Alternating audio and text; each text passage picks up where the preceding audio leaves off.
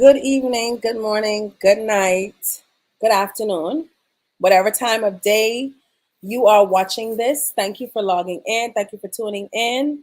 And welcome to chapter 7 of the book club, Good Boundaries and Goodbyes by Lisa Turkus. We are past the halfway mark, y'all. We are in chapter 7. There are 12 chapters in the book. And so we are more than halfway there, well on our way.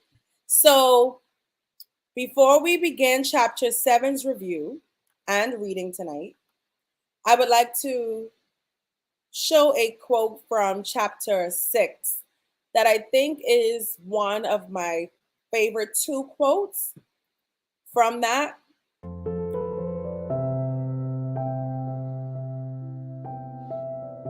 So it says, your healing will bring out the emotional maturity.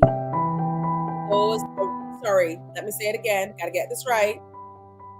Your healing will bring out the emotional immaturity of those around you not willing to pursue help for themselves. I will say it again.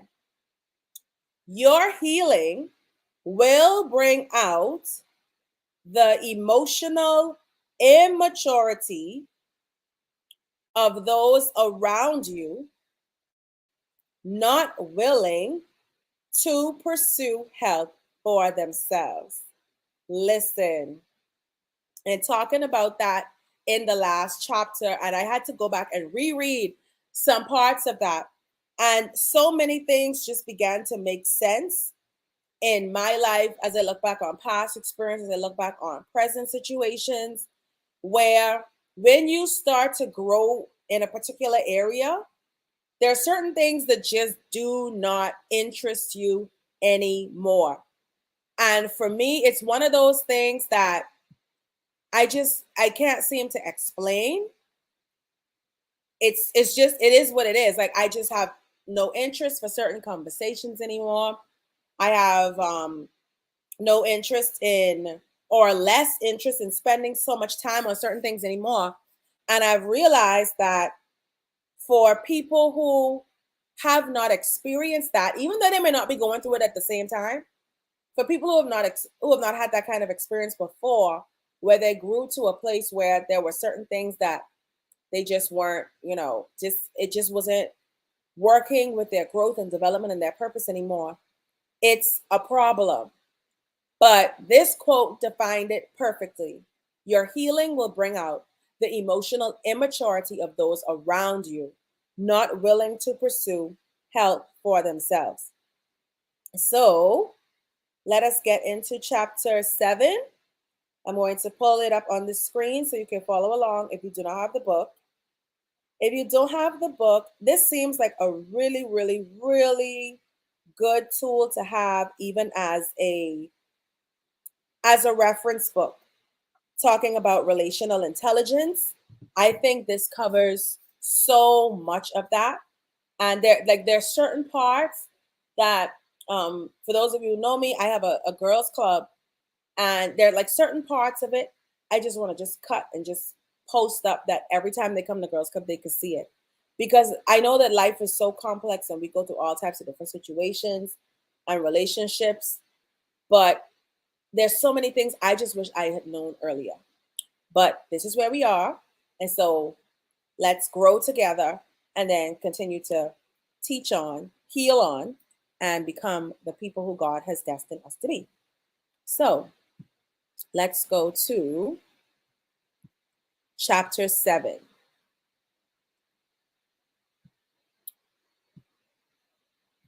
If you have the book, chapter 7, you should be able to see my screen.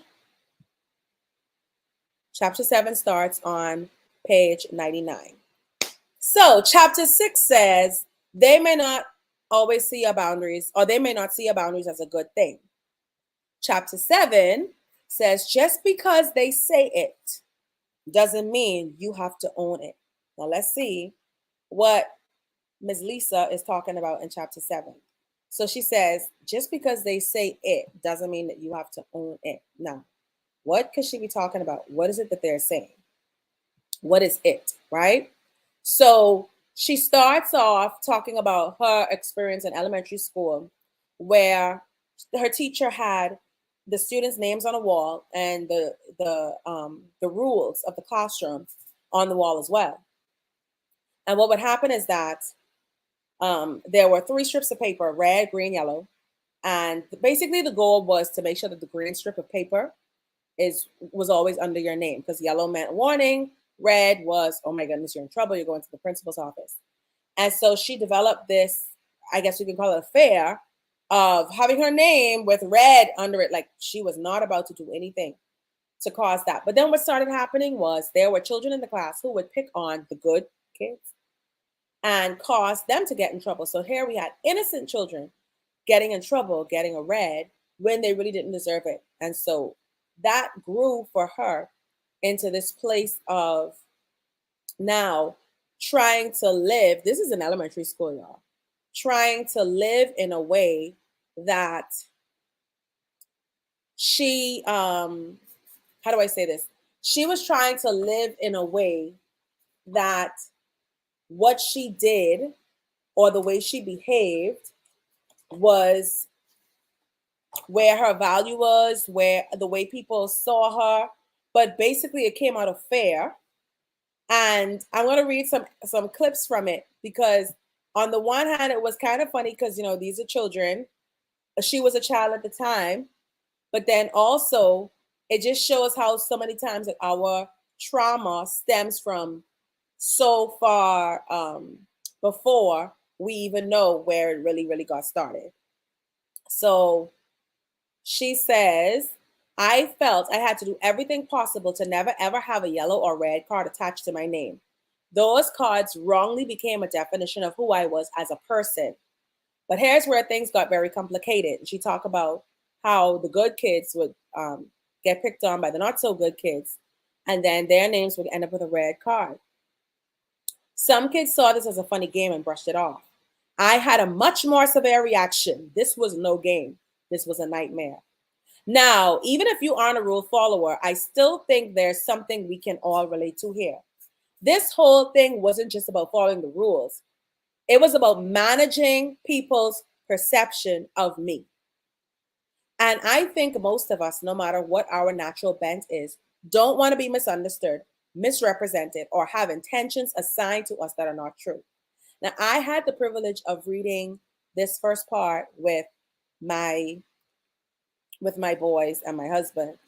And it was so interesting to hear, even the 10-year-old and the 5-year-old, their concerns about being misunderstood. I do not like to be misunderstood, right? And I think a lot of that comes from, I think I speak very clearly. I explain a lot. That's my teaching background. I've been a teacher for a number of years. And so when I say something, like people don't get it, like for me, it's like, what's so hard about this? Like I'm breaking it down to a size. Like this is how I'm thinking in my mind. I don't say it out like that, right? But maybe sometimes I do. But being misunderstood could like completely derail me if I don't check myself. And we're going to talk about that later on in the chapter. So she says, she started to manage people's perception of her. And let me just go on and just read what she says. So the mindset that she started to develop was this: people's opinions define who we are. If we live with this mindset, we will be desperate to try and control people's perception of us. We will spend our lives managing opinions to always be favorable toward us so we can feel good about ourselves. But think about the tragic reality of that mindset. Being too concerned with gaining the approval of others can give us a divided heart with God. Galatians chapter 1 verse 10 points out this issue. Am I now trying to win the approval of human beings or of God? Or am I trying to please people? If I were still trying to please people, I would not be a servant of Christ. Plus, it's impossible to please. Oh, this is her going on now. Plus, it's impossible to please all the people all the time. People pleasers. Oh, Lord have mercy. Like that's a whole other video topic on its own.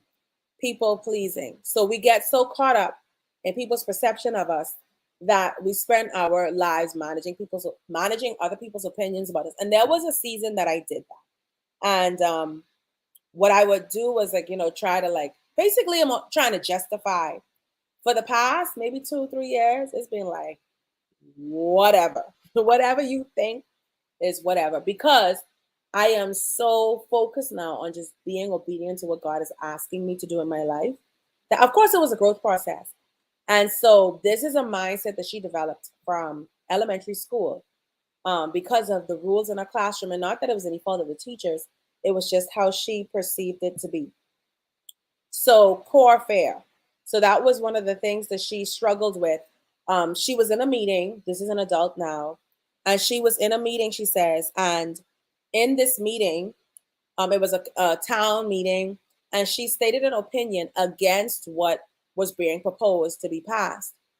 The bill was not passed, and so there were people in the meeting who said that she was being unreasonable. And look here, she says, after going to bed that night after the meeting, I actually woke up at 3 a.m. feeling so panicked over being misunderstood. I got physically sick to my stomach. So, what people said about her in terms of um, her being unreasonable hit her to the core till she got sick. I mean, 3 o'clock in the morning, she's panicking. And this is something that I know that I still have to work on, but where we don't give any human being that kind of power over us. We have to be so secure in our identity in God. And we're going to talk about that as we go on. So let's move on. So she talks about these types of triggers, things that people say where our character now and our identity is now put into question. They say things like this, and I'm just going to read a few of them. What I did isn't that big of a deal. You're being so dramatic. Oh, I heard this before. You call yourself a Christian? Jesus wouldn't treat people this way. And all of this is because you're trying to set a boundary and you're trying to heal. And so, of course, they're not in that place. We started off with that. They're not in that place. And so it comes up as defense and offense and everything else, right? So here's another one. This is just more evidence of you being controlling and unforgiving. Here's another one. It's the last one. When they try to throw the relationship card. But you're my, whatever the relationship is, daughter, best friend, mother. Why are you acting this way toward me? That's my behavior vernacular kicking in. This is out of order and unacceptable. So because you're drawing a boundary, and they are obviously not in the place to accept that boundary, it comes off as an offense. Here is why these statements are so triggering. They are offensive because it's not an accurate picture of what's true about you and I. They are threatening, right? So they are threatening because basically what it says is that whatever this relationship is providing for me, it's possible that this need will go unmet. So let me just use an example. If a child, an adult child, say, or even maybe a child is setting a boundary with a parent or an adult in their life for whatever reason, then that adult may threaten them to cut off their food or to cut off their financial supplies or whatever the case is. And so that's where it becomes threatening. And they are disillusioning. So it causes you now to doubt your reality, cause you to second guess yourself, so cause you to second guess your sanity and your rationality. And so basically they flip the switch. We call it reverse psychology. All right. So it is very important that we are aware of all three of these feelings that can make us vulnerable to not establishing wise boundaries. Okay. Here is the first thing we need to notice about the effects of these triggering statements. They are each evidence that we need to establish a boundary with this person. So if the person says any one of these things, or you're being offensive, you're being threatening, oh, sorry, the other stuff that we're talking about, I'm so disappointed in you, whatever these things are that they say you're so selfish, whatever, then that's when we know, yeah, we got to set a boundary, right? All right, here it is. Oh, love it, love it, love it. Talking about unhealthy people. Remember the quote that I started off with? Let me share it on the screen again. It says, your healing will bring out the emotional immaturity of those around you not willing to pursue health for themselves. So here we go. Look at what she says here. Unhealthy people typically don't manage their emotions and expectations very well and can easily get offended when their lack of responsibility doesn't become your emergency. Their thought process is often that their need trumps your limitations. And the telltale sign of their unhealthiness is their unwillingness to accept no as an answer without trying to make you feel terrible, punished, or unsure about the necessity of the boundary. So you're trying to set a boundary, and they're basically like the 3 points we mentioned. They're basically making you seem like the crazy one. If we want to stay healthy, we have to use our limited energy in the right way. Because y'all know we only got, in my 30s, and whoo, when the tiredness kicks in, I'm like, wow, you know what I mean? So we have a limited amount of energy. We have a little amount of mental capacity and physical strength. As much as we try to push ourselves, our body can only take so much. Let's use the little that we have in the right way, okay? So we waste, oh my goodness, this is me all the way. We could waste years putting all our efforts into trying to change the other person's mind or prove to them why we need the boundary. Been there, done that over and over again.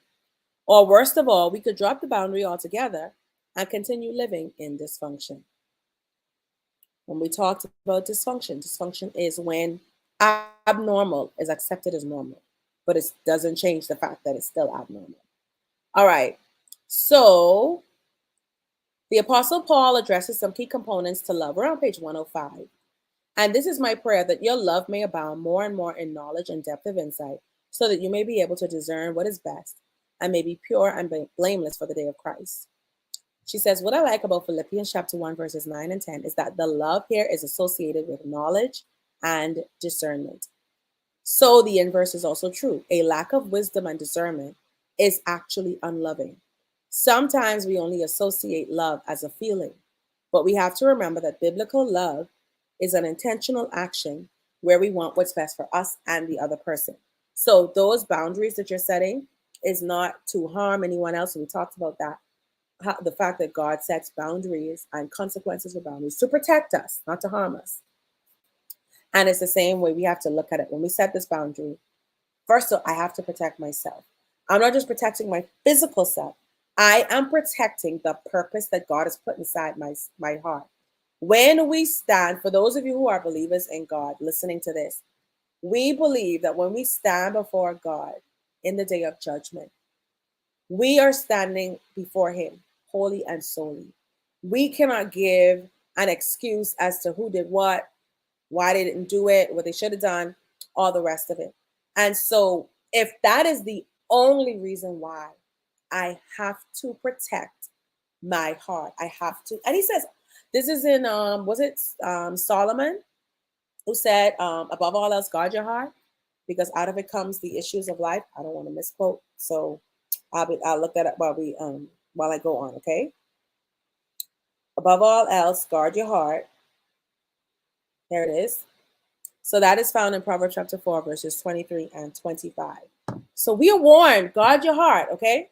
All right. So healthy, mature, we're on page 106 of chapter 7 of Good Boundaries and Goodbyes. Healthy people are mature people. They seek to understand your concerns, discuss any issues that the need for the boundary reveals, and respect your limits. All right. So let's say, using an example in the book, you lend a friend, a relative, your vehicle. They return the vehicle without the gas that you would have had in it when they took the car. So the boundary would be, you have to say to them, I really need you to put the gas back in the car, the gas that you use. Now, if this person gets irrational, they may not even agree with it for whatever reason. But if this person gets irrational, like, oh, you're being mean, you're not being Christ-like, and whatever else they say, then oh, we got to set a boundary here. You ain't using my car no more. At least I'll be my boundary.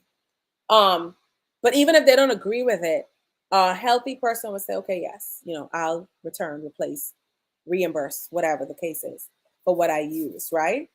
And should you allow them that same opportunity, again, whatever the opportunity is, they would respect the boundary that you already have in place, and you should not have to repeat it.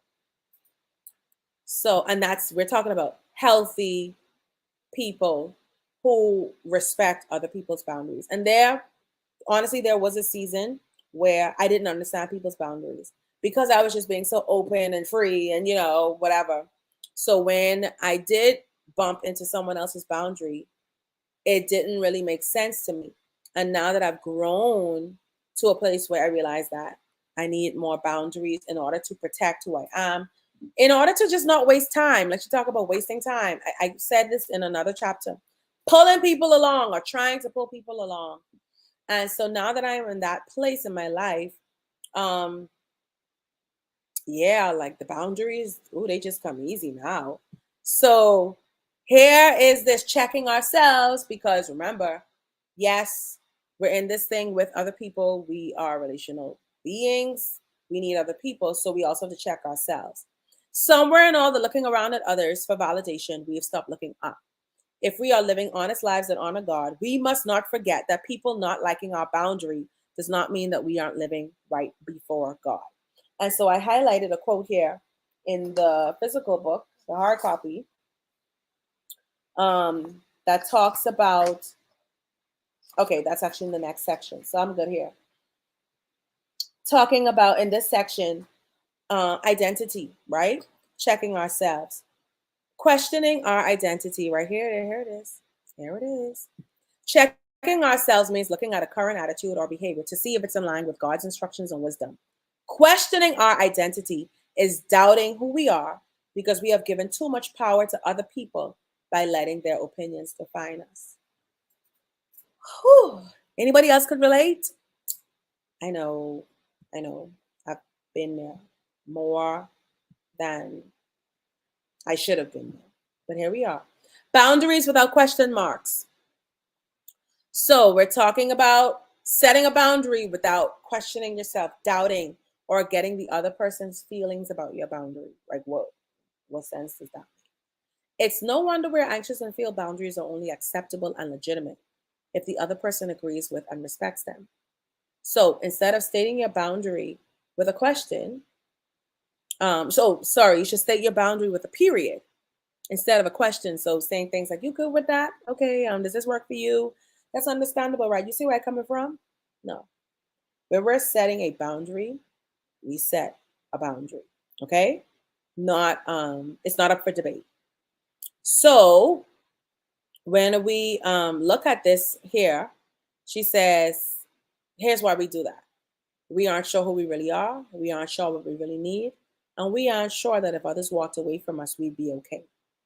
So there's codependency in that as well. Like we need this validation from other people. And so we're willing to accept a little glimpse of validation or whatever we need from this person or this relationship more than we value protecting our emotional health, our physical health, our spiritual health, whatever it is we're going through. So here is where I'm going to end tonight's review on chapter 7. Who are you? Who are you? I have been on this for the past couple of weeks. I've been writing on it. God has been putting it in my heart. Who are you? She says, when I took the time to answer this question for myself, I wondered why I'd never addressed this before. In a moment of honest reflection, it felt incredibly freeing to state for myself who I really am, rather than when I'm trying to defend myself against the judgment of others. So she writes, she has a little write up here about who she is. And she uses an example of a friend when they were going through one of the earlier drafts of the book. And the friend on the Zoom meeting said that her mother found a picture of her. Amanda is the name of the friend in the book. A picture of her when she was much younger, chubby cheeks, dark hair, and she began to cry because she looked at the picture and she saw herself when she was so innocent before hurt, before pain and the troubles of life. Of course, we know life can be so beautiful, but we do have moments when we question all of that, make us question all of that. And so she says, remember, you are closest to who you really are when you are the closest to who he created you to be. Remember, you are closest to who you really are when you are the closest to who he created you to be. And identity is so important. I've always loved psychology, the study of how we think, why we do what we do. And the more I read this book and the more I study about codependency and some other issues, that other things that I'm reading a lot on, I realize that everything just pours back into knowing who we are. Um, my husband is the youth leader at our church, and he was preparing for a youth meeting the other day, and he was talking about peer pressure. And I said, it's so interesting that when we're younger, it's called peer pressure. But when we get older, it's more, I call it people pleasing, right? I label it as people pleasing when we get old, as we get older, because you don't really hear older people talk about peer pressure. Um, and it just shows that we are so broken. Like we are so, from situations that happen, from negative thoughts in our own mind. And I feel like God has been drawing me back to who are you, Valencia? Outside of who your husband is, outside of who your children are, outside of your job. Um, I left my job a couple years, about 2 years now, homeschooling my boys. Outside of everybody else around you, who are you? What do you bring to the table? So that's where I'm going to end tonight, because I feel like if we could get back to who God has intended for us to be, what He put us on this earth to be, so many of these issues that we're going through would diminish, or it would be so much easier to climb over. I don't want to say get over as though it's frivolous, but we'd be able to climb over so much easier, because we would know who we stand on, what our purpose is on this earth, and that would be our guiding light in the decisions that we make and the boundaries that we need to set. And so, thank you for tuning in. Of course, we just have maybe 2 more pages to go for chapter 7. Um, and oh no, yeah, 1 more page. We're good. So, thank you for tuning in. And as you listen in, as you tune in, as you read, please let us not just let this be a reading. Let's really hone into this and really apply the word of God, apply lessons from her experience, and become the people who God wants us to be. There's so much ministries, and I just believe there's so much testimonies and ministries inside of us, and it's all up to us to just do the work. And this is a part of doing the work. So thank you all for tuning in. I will see you in chapter 8. Look at us. Chapter 8. All right. Good night. Bye.